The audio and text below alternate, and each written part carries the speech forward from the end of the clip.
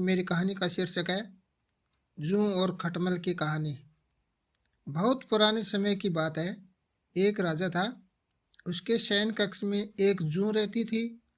एक दिन कहीं से एक खटमल राजा के शयन कक्ष में आ गया। खटमल को देखकर जूं को गुस्सा आ गया। जूं ने खटमल से कहा, अरे खटमल, तू यहाँ कहाँ से आ गया?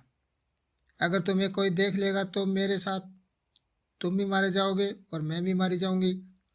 जूं की बात सुनकर खटमल बोला, अरे जूं, तेरा और मेरा काम एक ही है। हम दोनों ही इंसानों का खून पीकर अपना जीवन यापन करते हैं। तो जिस तरह मेरा अपमान कर रही है, इस तरह तो कोई किसी दुष्ट व्यक्ति का भी नहीं करता। जूं ने खटमल से कहा, खटमल, तू यहाँ किस लिए आया है? खटमल बोला, मैंने आज तक कई प्रकार के लोगों का खून पिया है, किंतु आज तक किसी राजा का खून नहीं पिया। अवश्य ही राजा का खून कुछ विशेष होता होगा, जिसका स्वाद अलग ही होगा।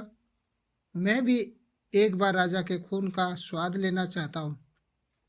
जूं बोली, सुनो खटमल, जब राजा सो जाता है तो मैं तभी उनका खून पीती हूँ। अगर तूने हमारे से पहले राजा को खून पिया तो राजा जाग जाएगा और हम दोनों ही मारे जाएंगे। खटमल बोला, अरे जूं, तू चिंता मत करो, जब राजा सो जाएगा मैं तभी उसका खून पीऊंगा।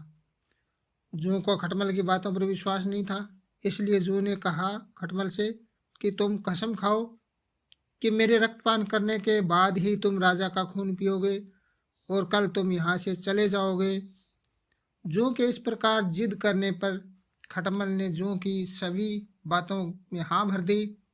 रात में राजा अपने शयन कक्ष में आया और दीपक बुझाकर सो गया, किंतु उसे नींद नहीं लगी थी।